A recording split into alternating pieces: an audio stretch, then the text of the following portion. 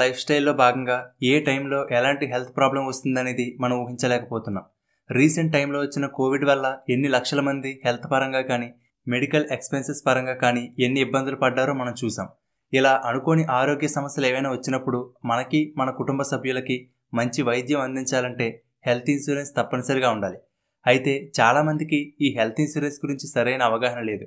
అలాగే హెల్త్ ఇన్స్యూరెన్స్‌లో copayment, waiting period, claim settlement ratio ఇలా కొన్నిటి గురించి తెలియక ఏదో ఒక పాలసీ తీసేసుకుంటున్నారు. సో ఈ వీడియోలో హెల్త్ ఇన్సూరెన్స్ అంటే ఏమిటి, అసలు హెల్త్ ఇన్సూరెన్స్ ఎందుకు ఉండాలి, హెల్త్ ఇన్సూరెన్స్ తీసుకునే ముందు ఏ ఏ అంశాలు గమనించాలి, ఇలా హెల్త్ పాలసీ గురించి క్లియర్గా సింపుల్గా తెలుసుకుందాం. సో ఈ వీడియో చూసిన తర్వాత హెల్త్ ఇన్సూరెన్స్ గురించి మీకు కంప్లీట్ ఐడియా వచ్చేస్తుంది. కాబట్టి ఈ వీడియోని చివరి వరకు చూడండి. ముందుగా హెల్త్ ఇన్సూరెన్స్ అంటే ఏమిటో చూద్దాం. సింపుల్గా చెప్పాలంటే హెల్త్ ఇన్సూరెన్స్ అనేది ఇన్సూరెన్స్ కంపెనీకి ఇన్సూరెన్స్ తీసుకునే వ్యక్తికి మధ్య జరిగిన ఒక అగ్రిమెంట్ లాంటిది. ఇన్సూరెన్స్ తీసుకున్న వ్యక్తి ఆరోగ్యం బాగోక హాస్పిటల్లో చేరినప్పుడు ఆ వైద్యానికి అయ్యే ఖర్చుని ఇన్సూరెన్స్ కంపెనీ భరిస్తుంది. అందుకు గాను ఇన్సూరెన్స్ తీసుకునే వ్యక్తి కొంత ప్రీమియం చెల్లించవలసి ఉంటుంది. ఇప్పుడు అసలు హెల్త్ ఇన్సూరెన్స్ ఎందుకు ఉండాలో చూద్దాం. నెంబర్ 1, లైఫ్ స్టైల్ డిసీజెస్ని ఎదుర్కోవడానికి. ఈ రోజుల్లో మన లైఫ్ స్టైల్ మొత్తం మారిపోయింది. అన్హెల్తీ ఈటింగ్ హ్యాబిట్స్ అంటే జంక్ ఫుడ్స్, కూల్ డ్రింక్స్ ఎక్కువగా తీసుకోవడం, స్ట్రెస్, పొల్యూషన్, బాడీకి వర్కౌట్స్ లేకపోవడం, ఇలాంటి ఎన్నో కారణాల వల్ల diabetes, heart diseases, cancer, obesity, respiratory problems ఇలా ఓల్డ్ ఏజ్లో రావాల్సిన ఎన్నో వ్యాధులు చిన్న వయసులోనే వచ్చేస్తున్నాయి. ఇటువంటి డిసీజెస్ వచ్చినప్పుడు అయ్యే ఖర్చుల నుండి హెల్త్ ఇన్సూరెన్స్ కాపాడుతుంది. నెంబర్ 2, ఫ్యామిలీకి మంచి వైద్యం అందించడానికి. ఇంట్లో వయసు పైబడిన పెద్దవాళ్ళు లేదా చిన్నపిల్లలు ఉంటారు. వాళ్ళకి తరచుగా హెల్త్ ప్రాబ్లమ్స్ వస్తుంటాయి. ఇలా హాస్పిటల్కి వెళ్ళిన ప్రతిసారి ఎంత ఖర్చు అవుతుందో మనకు తెలిసిందే. కొంతమంది మనీ లేక కాంప్రమైజ్ అయిపోయి నార్మల్ హాస్పిటల్లో చూపించడం, ట్రీట్మెంట్ చేయించకుండా నెట్టుకు రావడం చేస్తుంటారు. అలా కాకుండా ఫ్యామిలీ మొత్తానికి కలిపి ఒక హెల్త్ ఇన్సూరెన్స్ తీసుకుంటే డబ్బు గురించి ఆలోచించకుండా మంచి హాస్పిటల్లో క్వాలిటీ ట్రీట్మెంట్ అందించవచ్చు. ఆ ఖర్చుని హెల్త్ ఇన్సూరెన్స్ కవర్ చేస్తుంది. నెంబర్ 3, మన సేవింగ్స్ని కాపాడుకోవడానికి. చాలామంది ఒక వస్తువు కొనడానికో, రిటైర్మెంట్ కోసమో లేదా పిల్లల చదువు, పెళ్లిళ్ళ కోసమని ఎప్పటి నుండో డబ్బులు దాస్తూ ఉంటారు. కానీ ఇంట్లో ఎవరికైనా ఏదైనా హెల్త్ ఇష్యూ వచ్చినప్పుడు హాస్పిటల్కి వెళ్తే అప్పటి వరకు దాచిన డబ్బంతా ఖర్చు అయిపోతుంది.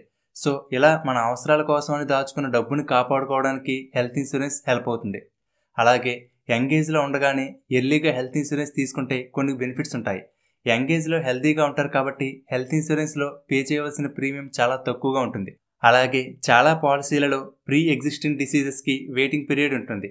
అంటే కొన్ని వ్యాధులకు పాలసీ తీసుకున్న 2 సంవత్సరాల వరకు ఆ పాలసీ అప్లికబుల్ అవ్వదు. దీని గురించి నెక్స్ట్ తెలుసుకుందాం. సో త్వరగా పాలసీ తీసుకుంటే ఈ వెయిటింగ్ పీరియడ్ కూడా త్వరగా కంప్లీట్ అయిపోతుంది. నెక్స్ట్, మెడికల్ ఇన్ఫ్లేషన్ అంటే రోజు రోజుకి హాస్పిటల్, మెడికల్ ఖర్చులు ఎంత పెరుగుతున్నాయో చూస్తున్నాం. ఈ ఖర్చులు కేవలం ట్రీట్మెంట్ వరకు మాత్రమే ఉండవు. డాక్టర్స్ కన్సల్టేషన్, డయాగ్నోసిస్ టెస్టులని, అంబులెన్స్ ఛార్జెస్ అని, మెడిసిన్స్, రూమ్ రెంట్ ఇలా చాలా ఉంటాయి. సో వీటన్నిటికీ చాలా ఖర్చు అవుతుంది. కాబట్టి అత్యవసర సమయంలో మనకు, మన కుటుంబానికి మంచి వైద్య సదుపాయం అందించాలనుకుంటే తప్పనిసరిగా ప్రతి ఒక్కరికి హెల్త్ ఇన్సూరెన్స్ ఉండాలి. మరొక ముఖ్యమైన పాయింట్, మనం జాబ్ చేస్తున్న కంపెనీలలో కార్పొరేట్ హెల్త్ ఇన్సూరెన్స్ ఉంటుంది. అయినా సరే ప్రతి ఒక్కరికి ఇండివిజువల్ హెల్త్ ప్లాన్ ఉండడం చాలా ఇంపార్టెంట్. కంపెనీ ప్రొవైడ్ చేసే ఇన్సూరెన్స్ అనేది కంపెనీలో వర్క్ చేస్తున్నంత కాలమే అప్లై అవుతుంది. అలాగే జాబ్ మారుతున్న సమయంలో లేదా జాబ్ కోల్పోయిన సమయంలో ఈ కవరేజ్ ఉండదు. టాపిక్లోకి వెళ్తే హెల్త్ ఇన్సూరెన్స్ తీసుకునే ముందు చాలా ఇంపార్టెంట్ పాయింట్స్ అయిన కొన్ని విషయాలు తెలుసుకోవాలి. ఇవన్నీ చెక్ చేసుకుని మీరు హెల్త్ పాలసీ తీసుకోవాలి. నెంబర్ 1, బెస్ట్ కంపెనీ ద్వారా హెల్త్ ఇన్సూరెన్స్ తీసుకోవడం. ఇన్సూరెన్స్ సెక్టార్లో ఏదైనా బెస్ట్ కంపెనీని సెలెక్ట్ చేసుకోవాలంటే క్లెయిమ్ సెటిల్మెంట్ రేషియోని చెక్ చేసుకోవాలి. అంటే ఒక కంపెనీలో హెల్త్ పాలసీ తీసుకున్న వాళ్ళలో ఎంతమంది హెల్త్ ఇన్సూరెన్స్ క్లెయిమ్ కావాలని అప్లై చేసుకుంటున్నారు, వాళ్ళలో ఎంతమందికి ఇన్సూరెన్స్ క్లెయిమ్ సెటిల్ అయింది, అంటే ఎంతమందికి అమౌంట్ పే చేసింది అనే రేషియోని క్లెయిమ్ సెటిల్మెంట్ రేషియో అంటారు. ఎగ్జాంపుల్కి ఒక ఇయర్లో 100 మంది మాకు క్లెయిమ్ కావాలని అప్లై చేసుకుంటే వారిలో 95 మందికి క్లెయిమ్ సెటిల్ చేస్తే ఆ కంపెనీ క్లెయిమ్ సెటిల్మెంట్ రేషియో 95% అనమాట. ఇది ఒక కంపెనీ యొక్క క్రెడిబిలిటీని ఇండికేట్ చేస్తుంది. సో ఇది ఏ కంపెనీకి ఎక్కువగా ఉంటుందో, ఏ కంపెనీ ఫాస్ట్గా క్లెయిమ్ ప్రాసెస్ని కంప్లీట్ చేస్తుందో అలాంటి కంపెనీని సెలెక్ట్ చేసుకోవాలి. Number 2, co-payment. కోపేమెంట్ అంటే హాస్పిటల్ బిల్ ఎంతైతే అయిందో దానిలో కొంత పర్సంటేజ్ అమౌంట్ మనం పే చేయవలసి ఉంటుంది. సాధారణంగా ఈ కోపేమెంట్ 10 to 15% వరకు ఉంటుంది. మొత్తం బిల్లులో ఈ 10 నుండి 15% మనం పే చేస్తే మిగిలిన 85 to 90% ఇన్సూరెన్స్ కంపెనీ పే చేస్తుంది. ఎగ్జాంపుల్కి హాస్పిటల్ బిల్ 1 lakh అయితే కోపేమెంట్ 10% అనుకుంటే 10,000 మనం పే చేయాలి. 90,000 కంపెనీ పే చేస్తుంది. చాలా కంపెనీలు అయితే ఎటువంటి కోపేమెంట్ లేకుండా కూడా పాలసీలను అందిస్తున్నాయి. సో ఇలా కోపేమెంట్ లేని వాటిని సెలెక్ట్ చేసుకోవడం బెస్ట్. మనకు ముందుగానే ఏవైనా హెల్త్ ఇష్యూస్ ఉన్నా లేదా సర్టెన్ ఏజ్ లిమిట్ని క్రాస్ చేసిన ఇన్సూరెన్స్ కంపెనీలు కోపేమెంట్ క్లాజ్ని యాడ్ చేస్తాయి. Number 3, network hospitals. అంటే మనకు పాలసీని ఇస్తున్న హెల్త్ ఇన్సూరెన్స్ కంపెనీలు దేశవ్యాప్తంగా ఉన్న చాలా నెట్వర్క్ హాస్పిటల్స్తో టైఅప్ అయి ఉంటాయి. మనకు ఏదైనా హెల్త్ ప్రాబ్లం వచ్చినప్పుడు ఈ టైఅప్ అయిన నెట్వర్క్ హాస్పిటల్స్కి వెళ్తే మనం ఎటువంటి మనీ పే చేయవలసిన అవసరం లేకుండానే ట్రీట్మెంట్ని అందిస్తారు. ట్రీట్మెంట్ అయిన తర్వాత ఎంతైతే బిల్ అయిందో అది ఇన్సూరెన్స్ కంపెనీ డైరెక్ట్గా హాస్పిటల్కి పే చేస్తుంది.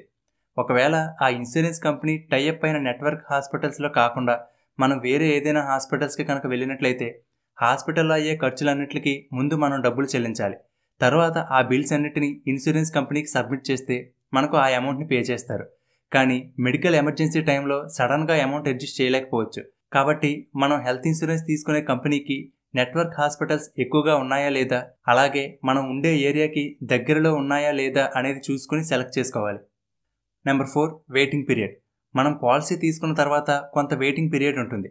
ఈ వెయిటింగ్ పీరియడ్లో థైరాయిడ్, బ్లడ్ ప్రెషర్, డయాబెటీస్ వంటి కొన్ని ప్రీ ఎగ్జిస్టింగ్ డిసీజ్ వలన హాస్పిటల్కి వెళ్తే ఇన్సూరెన్స్ క్లెయిమ్ చేసుకోలేము.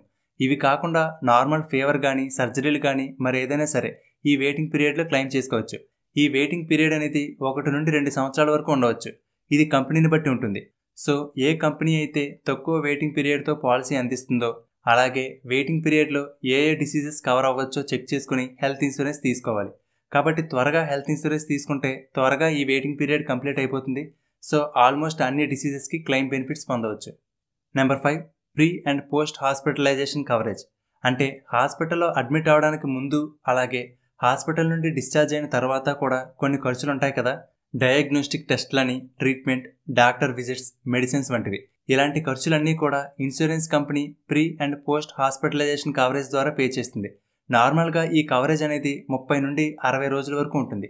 అంటే హాస్పిటల్లో జాయిన్ అవ్వడానికి 30 డేస్ ముందు నుండి డిశ్చార్జ్ అయిన తర్వాత 60 రోజుల వరకు టెస్ట్ల కోసమని, మెడిసిన్స్ కోసమని అయ్యే ఖర్చులన్నీ కూడా దీనిలో కవర్ అవుతాయి.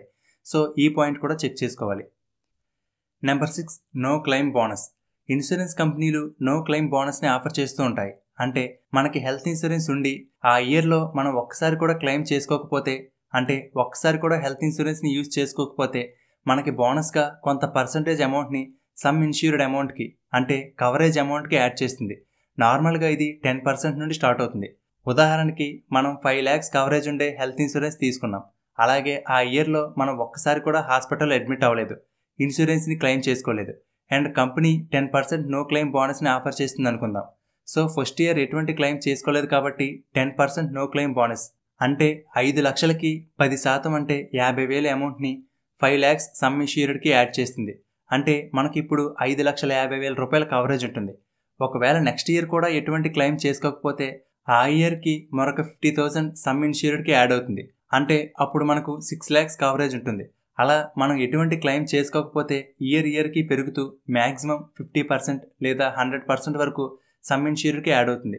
అయితే ఇలా కవరేజ్ పెరిగినందువల్ల మనం పే చేయవలసిన ప్రీమియం మాత్రం ఏమీ పెరగదు, అదే కంటిన్యూ అవుతుంది. ఇది చాలా మంచి బెనిఫిట్ కాబట్టి హెల్త్ ఇన్సూరెన్స్ తీసుకునే ముందు నో క్లెయిమ్ బోనస్ని కూడా చెక్ చేయండి.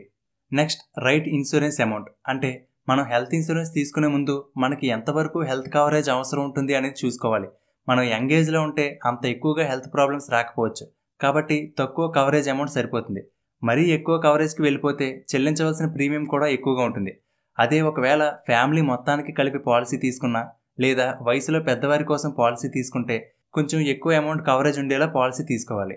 ఇది ఎవరికి వారు వాళ్ళ ఇన్కమ్ని బట్టి ఎంత ప్రీమియం చెల్లించగలరు, వాళ్ళ ఇంట్లో వాళ్ళ మెడికల్ ప్రొఫైల్స్ ఎలా ఉన్నాయి, అంటే తరచుగా అనారోగ్యానికి గురవుతారా వంటివన్నీ అనలైజ్ చేసుకుని హెల్త్ ఇన్సూరెన్స్ తీసుకోవాలి. అలాగే కొన్ని కంపెనీలు ఆల్టర్నేటివ్ ట్రీట్మెంట్స్ని కూడా కవర్ చేస్తాయి. అంటే ప్రతిదానికి అలోపతిక్ ట్రీట్మెంట్ సరిపడకపోవచ్చు. అలాంటప్పుడు ఆయుర్వేద, యోగా, సిద్ధ, హోమియోపతి, ఆయుష్ వంటి ట్రీట్మెంట్స్ కూడా పాలసీలో కవర్ అవుతాయి. వీటితో పాటు hospitals room rent, ambulance charges కూడా కవర్ అవుతాయి. కాబట్టి ఈ బెనిఫిట్స్ అన్నీ ఉన్నాయో లేదో చెక్ చేసుకుని హెల్త్ ఇన్సూరెన్స్ తీసుకోవాలి. సో ఫైనల్గా చాలామంది మనకేం హెల్త్ ప్రాబ్లమ్స్ వస్తాయిలే, అనవసరంగా ప్రతి సంవత్సరం వాళ్ళకి ప్రీమియం కట్టడం ఎందుకు అనుకుంటారు. కానీ ఏ టైంకి ఎవరికి ఏ హెల్త్ ప్రాబ్లం వస్తుందో తెలియదు. కాబట్టి హెల్త్ ఇన్సూరెన్స్ తప్పనిసరిగా ఉండాలి. హెల్త్ ఇన్సూరెన్స్ ఉంటే ఎటువంటి వర్రీ లేకుండా హాస్పిటల్ ట్రీట్మెంట్ కాస్ట్లు పెరిగినా భయపడకుండా ధైర్యంగా ఉండవచ్చు. సో హెల్త్ ఇన్సూరెన్స్ అనేది చాయిస్ కాదు, కంపల్సరీ. ఓకే ఫ్రెండ్స్, మీకు క్లియర్గా అర్థమైంది అనుకుంటున్నాను. నెక్స్ట్ హెల్త్ ఇన్సూరెన్స్ తీసుకునే ముందు ఇప్పుడు చెప్పినవన్నీ గుర్తుంచుకోండి. అలాగే మీ ఫ్రెండ్స్కి కూడా ఈ వీడియో షేర్ చేయండి. ఒకవేళ హెల్త్ ఇన్సూరెన్స్ గురించి మీకు ఇంకా ఏమైనా డౌట్స్ ఉంటే కామెంట్ సెక్షన్లో అడగండి.